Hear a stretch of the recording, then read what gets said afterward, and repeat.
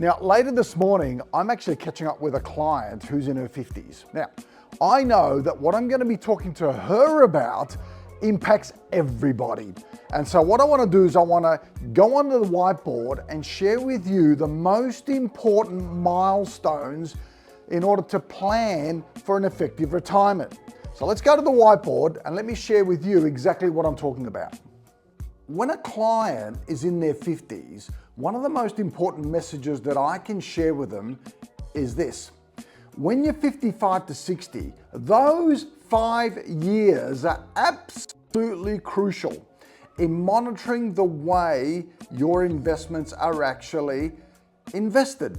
Why? Because if there's volatility in the marketplace, that'll impact your investments, and how many funds you have, that'll impact your retirement for a very actually long time. So what are the key milestones? 55 to 60, those 5 years are crucial.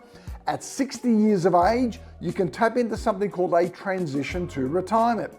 At 65, you can basically go into something called an account-based pension.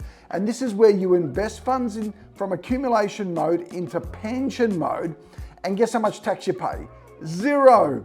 And then at 67, most of us know that you can tap into what we call age pension.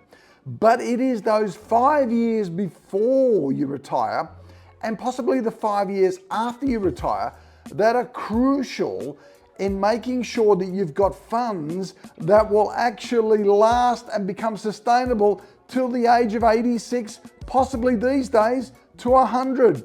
So looking back, the decisions that you've actually made at 55 to 60 impact the remainder of your retirement.